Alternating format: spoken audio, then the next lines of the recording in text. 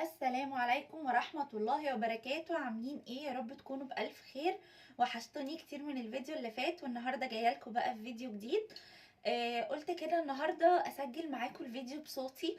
مش عارفة، حاسة ان انا حبيت الموضوع اكتر يعني، فقولولي حابين الفيديو كده اكتر ولا حابين ان انا اسجل الفيديو الاول وبعد كده اسجل لكم الصوت. بس يلا بينا بقى، هنبتدي نعمل مع بعض الاكل النهارده لايف كده مع بعض، ولا بقى همنتج ولا هسجل صوت. هو مني ليكوا كده على طول، فمستنية رأيكم. ويلا بينا نبتدي الفيديو. بصوا بقى، انا معايا النهاردة سمك. احنا في اسكندرية بنسموه مزلي. تمام. انا مش عارفة انتوا برا اسكندرية بتسموه ايه. انا نضفته وظبطته كل حاجة، وكان منقوع يعني. فهنبتدي بقى نقطعه مع بعض كده وهنشوف هنعمل ايه. بسم الله. زي ما انتم شايفين كده قطعته بالشكل ده. انا هعمله مقلي.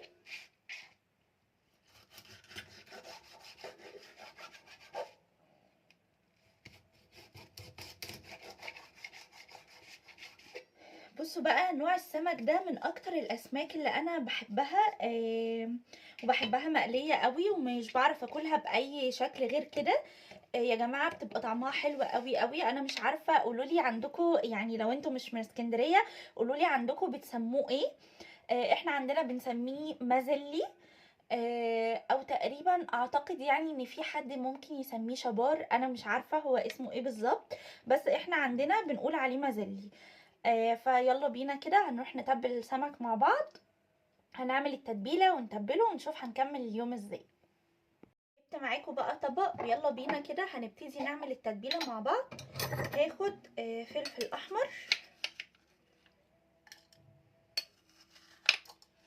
انتوا طبعا بتاخدوا على قد الكمية اللي موجودة عندكم، يعني مش شرط الكمية طبعا اللي انا بعملها.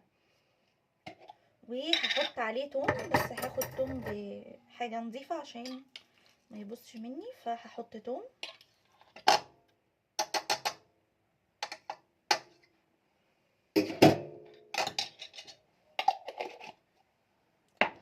هحط بقى ملح، وملحوا السمك كويس علشان السمك لو ما تملحش كويس بيبقى طعمه مش حلو.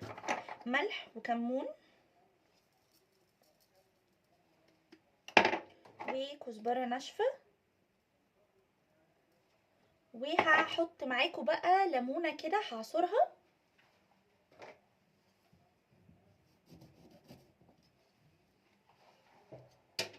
قولولي بقى عاملين ايه في الشتا ده. انا من شوية كده لقيت الجو قلب قوي وقلبت شتا جامد. فالحمد لله كان عندي غسيل منشراه، يعني لحقت المه واشيله من على الحبل. فحسيت بانتصار كده بصراحة، لان الغسيل لو نزل عليه شتا تاني بشيله من الحبل على الغسالة تاني، فبغسل تاني بقى وانشر تاني وتبقى ليلة يعني. فقولولي كده عاملين ايه في الجو ده. زي ما انتم شايفين كده لابسه البيجامه ولابسه عليها روب وحاجه يعني. الحمد لله. بس ولو برضو انا احب السقعه وادفي نفسي، وما احبش الحر وابقى حرانه بالطريقه دي كده. هبتدي بقى كده ان انا ايه، اقلب كل التتبيله دي في بعضها.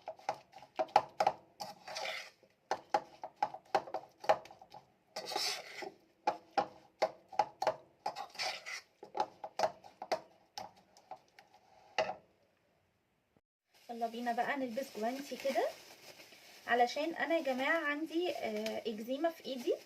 للاسف بقى ايدي لما بيجي عليها ليمون او اي حاجه مشطشطه يعني بتخلي ايدي بتتعبني جدا جدا. ومهما حطيت بقى في مضاد حيوي بصراحه مش عارفه اعمل ايه في الموضوع ده، بس حتى المضاد الحيوي مش جايب نتيجه خالص.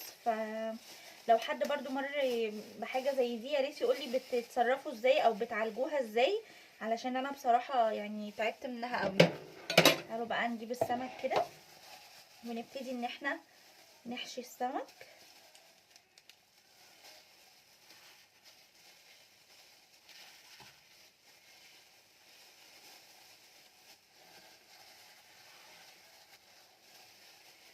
هحشي بقى السمك وهسيبه يتبله كده شويه حلوين، اللحم بتاعه ياخد من التتبيله كده ويظبط.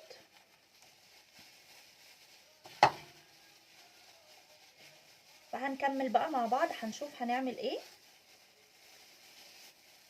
جوانتيه ده نوعه وحش جدا، الجوانتيات الاكياس دي يا جماعه ما تجيبوهاش، هي مش عمليه. انا مستنيه تخلص واجيب غيرها بصراحه، بس هي مش حلوه خالص.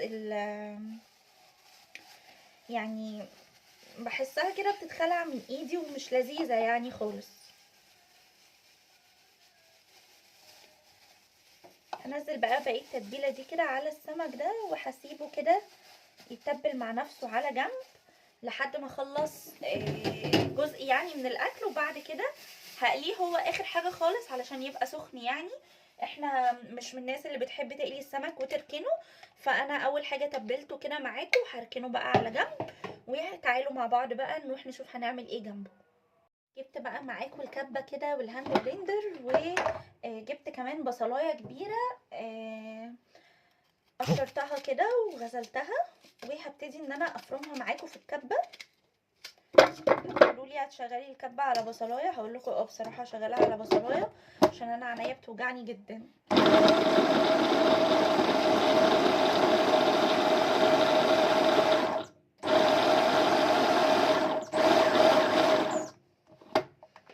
بصوا بقى، ده اللي كنت بتكلم معاكم عليه امبارح في الفيديو بتاع الاجهزه الصغيره، ان البصلايه ما شاء الله بتتقطع كاني مقطعاها على ايديا، مش كانها بقى مفرومه مثلا ولا الكلام ده. لا يعني بصوا عامله كده مش مميميه خالص. يلا بينا. بصوا بقى، عندي بتنجانيه وحيده كده في التلاجة، هحطها تتشوى وعلشان نعمل سلطه بتنجان اللي هو يعني البابا غنوج. تمام، حطيتها بقى تتشوى، هنبتدي نعمل مع بعض الرز.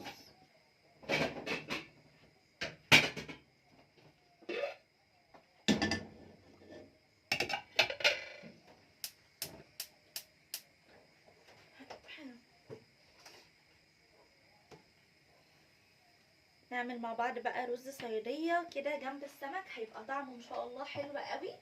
وكمان هعمل معاكم سلطه، وهيبقى كمان عندنا سلطه البتنجان دي. وانا بحب الاكله دي جدا يا جماعه. انا اي نوع سمك، كنت بقول لكم في الفيديو بتاع السردين ان انا اي نوع سمك في الدنيا انا بحبه جدا. انا بحب السمك قوي قوي قوي. انا من الناس اللي بتحب السمك بطريقه فظيعه يعني. اكلوني كل يوم اسماك وما ازعلش ولا ازهق ابدا. ابتديت بقى ان انا احمر معاكم البصلايه كده، وانا من الناس اللي بتحب البصله تكون غامقه جدا يعني، اللي هي لونها يبقى غامق قوي كانها اتحرقت كده.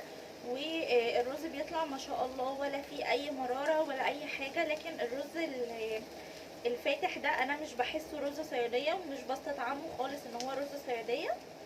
فبحب كده اقعد بقى اشوح في البصلايه كده لحد ما الاقي لونها خلاص غمق خالص.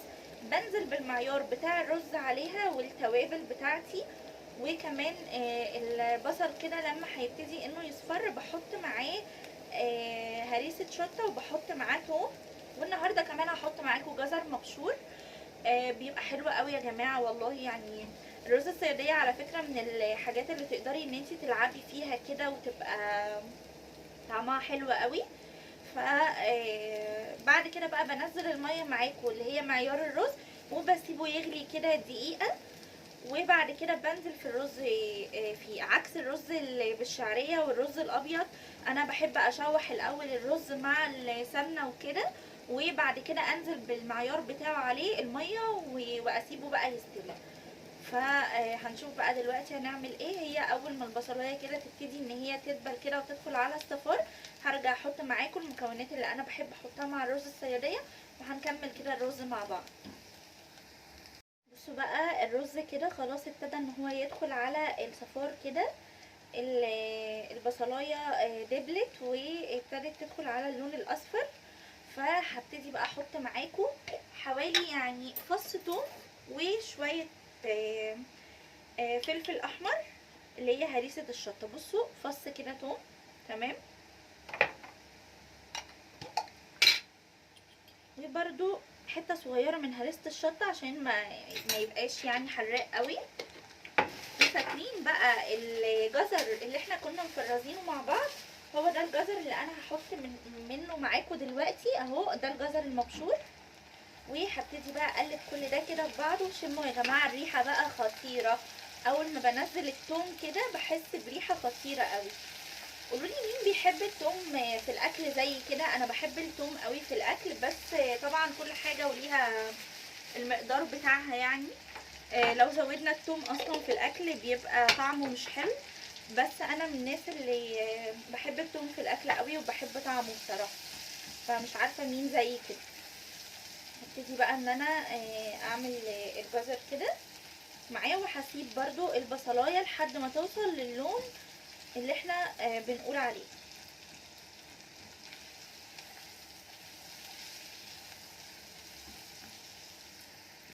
بصوا بقى هنا كده اللون ابتدى خلاص يدخل على اللون اللي انا عايزاه، بس ما تقلقوش لسه شوحه شويه كده كمان.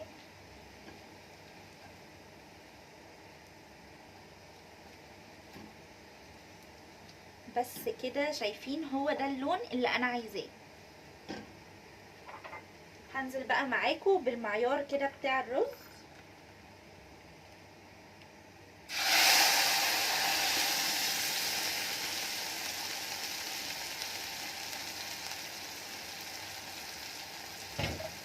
طبعا خلي بالكم بقى وانتوا بتنزلوا بالمعيار بتاع الرز، علشان هنا بتبقى الحله سخنه قوي قوي يعني، فايديكم ما تتلسعش من البخار. هسيبه بقى يغلي كده دقيقه، وهحط معاه التوابل بتاعته. هحط كمون، وهحط كزبره ناشفه، وهحط ملح،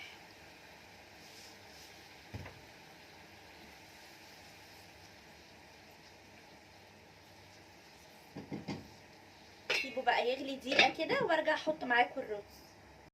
بس كده سبت بقى الميه تغلي كده مع البصل والجزر وكده، علشان تاخد من اللون بقى ده، والرز كده يطلع لونه حلو. وهبتدي بقى ان انا انزل كده بالرز معاكم، وهقلب بقى الرز.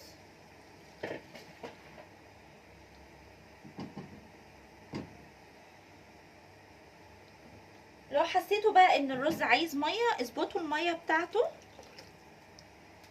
وسيبوه بقى يا جماعه يتشرب كده على نار عاليه. وبعد كده بنوطي النار ونسيبه يستوي على نار واطيه خالص يعني نوطي العين كده ونسيب بقى الرز يستوي.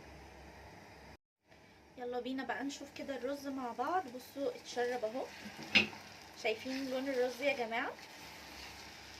هو ده بقى الرز الصياديه، هو ده لون الرز الصياديه. بس كده هوطي بقى عليه النار خالص وهسيبه يستوي على مهله خالص. بقى الرز يستوي والبتنجانه كمان اهي اتشوت، هسيبها بقى تبرد على جنب خالص عشان اعرف اقشرها. ويلا بينا نعمل مع بعض السلطه. سبت بقى الرز كده يستوي وهبتدي اعمل معاكم السلطه، بس هنديله تقليبه.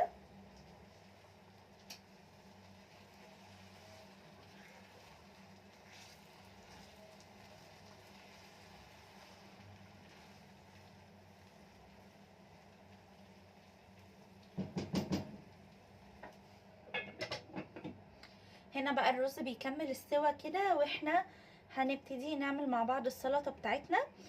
قولولي بقى مين زي كده بيحب مع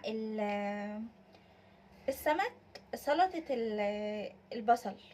انا بحب سلطه البصل مع السمك جدا. وكمان بحب برضو سلطه الجرجير مع السمك، بتبقى جميله برضو. بس يعني حاليا ما عنديش جرجير، فانا بحب النوعين يعني، فقلت خلاص مش مشكله هعمل سلطه بصل.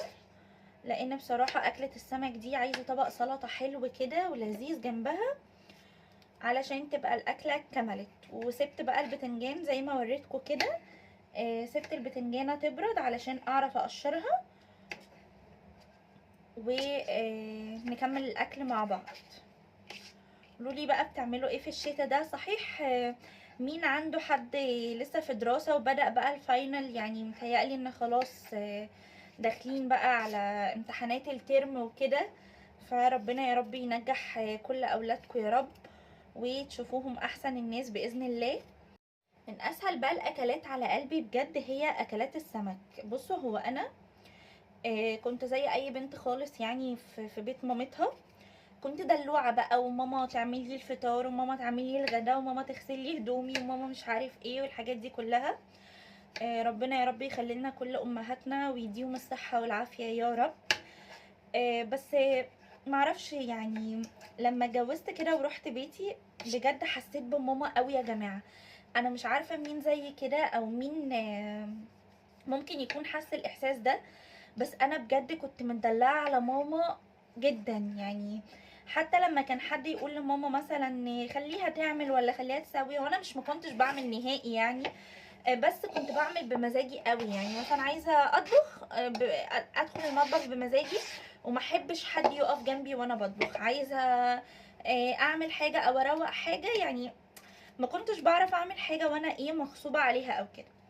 فكانت ماما زيها زي كل الامهات المصريه كده، تحب تخلص نفسها وتخلص حاجتها وتريح دماغها يعني مني. فلما كان حد يجي يقول لها خليها تعمل معاكي او كده، كانت تقول لهم انا مش مستعجله عليها، بكره ان شاء الله تروح بيتها وتبقى شاطره وتعمل ومش عارف ايه. لما بدات بقى اتجوز واحس ان مسؤوليه البيت كلها عليا انا، بدات احس قد ايه ماما بجد كانت بتتعب يعني. لما بدات احس ان انا عندي غسيل، الغسيل ده مفيش غيري انا اللي هيغسله. عندي طبيخ، مفيش غيري انا اللي ملزوم ان هو يطبخ. فهمتي يعني ايه ماما كانت بتبقى تعبانه وتقوم وتصحى من النوم وتقف وتعمل لنا غدا وتاكلنا وتشربنا وتغسل لنا. فيعني يا جماعه والله هو حقيقي، يعني حقيقي الجنه مش تحت اقدام الامهات من فراغ. زي ما الابهات بتتعب وبتشقى عشان ولادها، عشان خاطر ما يحتاجوش حاجه، عشان خاطر تبقى دنيتهم سلسه وكل طلباتهم مجابه. زي ما الام برضو يعني بتحارب، مفيش حاجه اسمها ام ما بتشتغلش فهي مرتاحه، لا على فكره. اللي ما بتشتغلش دي برضو بتتعب وبرضو مش مرتاحه، وبرضو المسؤوليه عليها كبيره قوي. انا يعني مش عارفه اقول ايه غير ان ربنا يا رب كده يدي كل امهاتنا الصحه والعافيه. بجد يعني الام دي حاجه كبيره قوي قوي قوي، وصعب ان حد يعوض مكانها. يعني الحمد لله يا رب. انا هنا بقى مش هكتر معاكم الفلفل علشان عندي احمد ما بيحبش. بصوا يا جماعه، انا عندي زوجي ما بيحبش الحراق اصلا. امتى بقى بيحاول ياكل الحراق؟ لما خطبني. تمام. احنا عندنا عيلتنا كلها بتحب الحراق وبتاكل الحراق والحوادق والحاجات دي، فبيبقى بالنسبه لنا الحراق يعني ممكن تبقى الحاجه حراقه بسيطه، بس هي عند احمد حراقه قوي. فانا بشوف اللي هو ازاي يعني دي مش حراقه اصلا ومش عارف ايه، وببقى فعلا حساها وانا باكلها هي مش حراقه، في حين ان احمد ممكن يبقى حاسسها حراقه قوي وصعبه ومش عارف ايه. يعني انا دلوقتي مثلا الفلفل ده كله هو هيشوف ان هو حراق جدا، في حين ان انا مثلا شايفه ان الفلفل ده مش حراق كده، وانا كده يعني شطوره وخدت نص القرن بس، وهو ده خلاص المناسب بقى، يعني نقسم البلد نصين وكده. فيا رب ان شاء الله بقى لما يجي ما يقوليش ان السلطه حراقه ويعرف ياكلها ويظبطها. بس كده انا هنا خلصت معاكم السلطه. انا برضو مش بحب احط على السلطه التوابل بتاعتها، انا ما بحطش اصلا غير ملح. فمش بحب احط الملح غير لما خلاص هنيجي ناكل، علشان يبقى الخضار بتاع السلطه كده فريش وحلو. فيلا بينا بقى نروح نبص على الرز زمان واستوى ونشوف هنعمل ايه. الرز اهو ما شاء الله استوى، وزي ما انتم شايفينه كده ريحته تحفه يا جماعه، والله العظيم ريحته حلوه قوي. جربوا الطريقه دي ان شاء الله تعجبكم، ريحه وطعم وكل حاجه. مين سامع بقى صوت الشتاء؟ الدنيا دلوقتي بتشتي جامد قوي قوي قوي، وفي هوا كمان جامد. انا حتى قفلت شباك المطبخ بصراحه وشغلت الشفاط. مش متحمله خالص ان انا اقف في المطبخ يعني والشباك مفتوح من كتر السقعه. فادعوا كده بكل اللي تتمنوه، ادعوا بكل حاجه نفسكم فيها لربنا في الوقت ده. ادعوا باي حاجه بتتمنوها جوه قلوبكم، وان شاء الله ربنا يستجاب دعواتنا كده يا رب، وما يوجعش قلب حد فينا ابدا على حاجه هو نفسه فيها ولا عايزها. بصوا بقى، كنت ابتديت كده اقشر البتنجانه لوحدي، بس قلت اوريكم انا بقشرها ازاي. هي لسه سخنه، بس السخن اللي هو اقدر اتحمله يعني بايدي. فزي ما انتم شايفين كده انا كده قشرتها، هي فيها جزء فيه بذر، انا هشيل الجزء ده وتعالوا هوريكم هنعمل ايه. نضفت البتنجانه كده وشلت منها البذر يعني على قد ما اقدر. فانا بحط ايه بقى على البتنجان؟ بحط طحينه. ثواني اجيب معلقه. احط معلقه طحينه حلوه كده،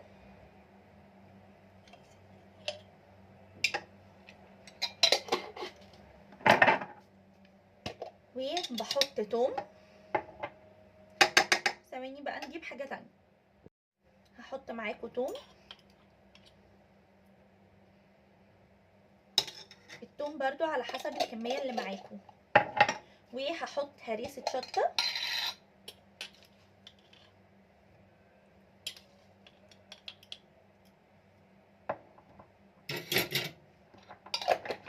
هحط بقى زيت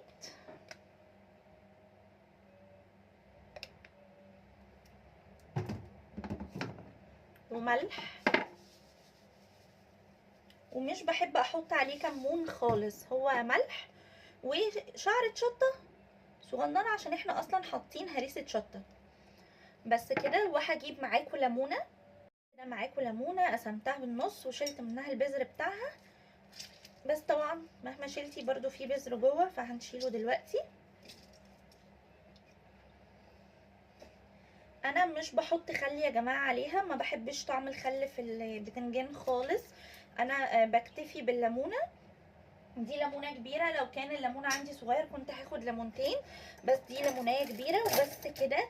هي دي المكونات بتاعه البتنجان، وبيبقى طعمه تحفه، وممكن يقعد في التلاجة يوم واتنين وتلاتة واسبوع ولونه ما يغيرش اصلا. فزي ما انتم شايفين بقى كده هبتدي ان انا اقلبه معاكم.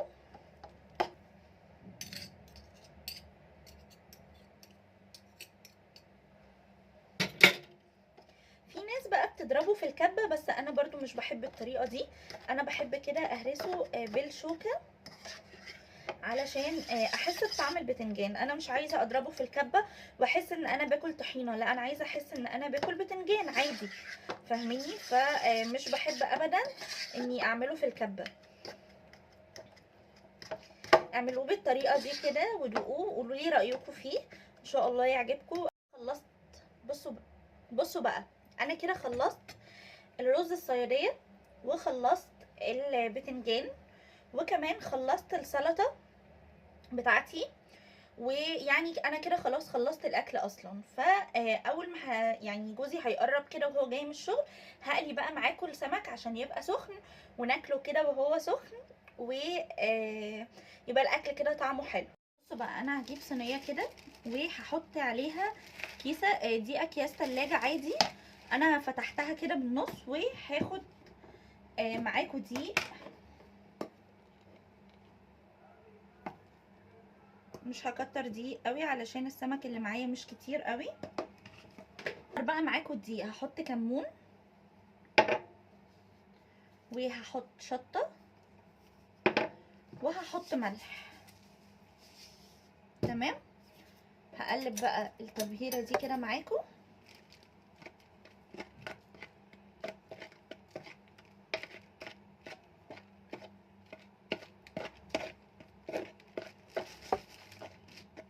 بصوا انا شلت من الدقيق عشان حسيته كتير، وقلت لما اعوز يعني دقيق هاخد من الدقيق اللي انا شلته. فزي ما انتم شايفين بقى كده هبتدي ان انا ابهر السمك بتاعي، قصدي ابدر السمك بتاعي علشان اقليه.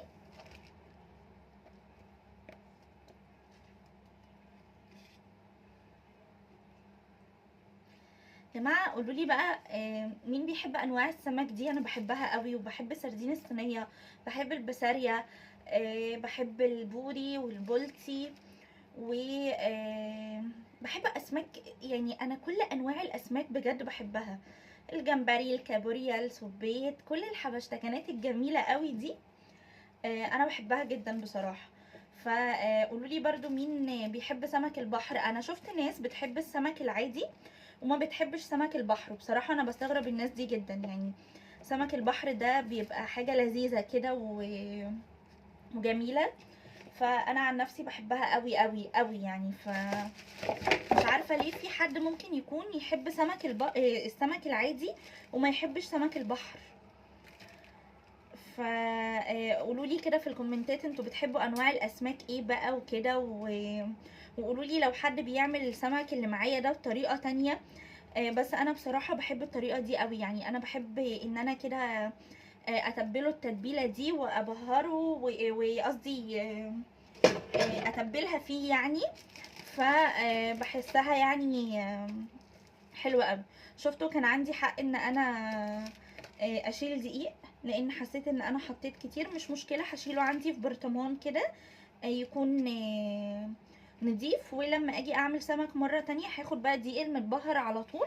بس الدقيق ده طبعا خلاص اتحط فيه زفاره، فانا باخد كيسه علشان ما زفرش الحاجه اللي انا حاطه عليها، واشيل تبقى كده الصينيه معايا نضيفه وخلاص وزي الفل. يلا بينا نروح نقلي السمك. يلا بينا بقى، هبتدي كده ان انا احط معاكم السمك. بسم الله.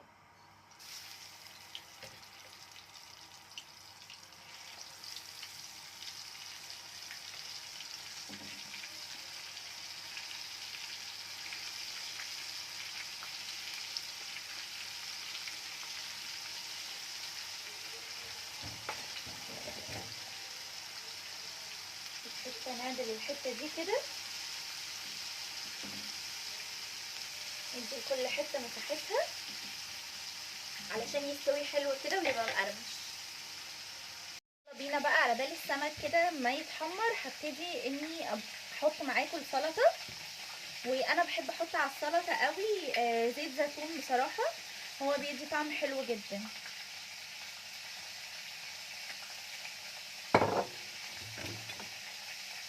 اقلب بقى معاكم السلطه كده.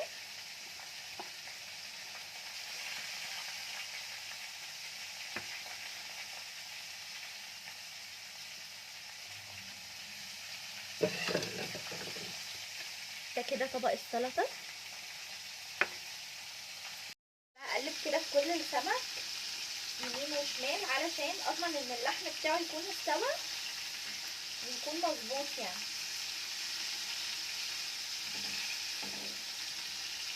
شايفين لونه؟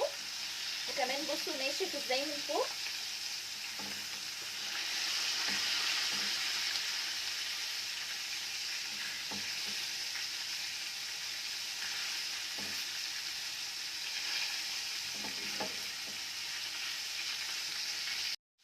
كده بقى خلاص السمك اهو اتحمر بقى كله وبقى زي الفل. حطيت بقى منديل كده عشان يشرب الزيت، وهبتدي بقى اطلع معاكم السمك.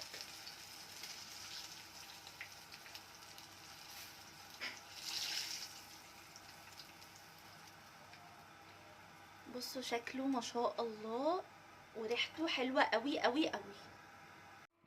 ده بقى كان شكل الاكل بتاعي، وكده خلصت معاكم يومي النهارده. عملت الاكل كله معاكم. بصوا لون الرز الصياديه زي ما قلت لكم، بصوا لونه عامل ازاي. وده البتنجان والسلطه، وخلاص كده. الف هنا وشفا للي هياكل حاجه، وباي باي.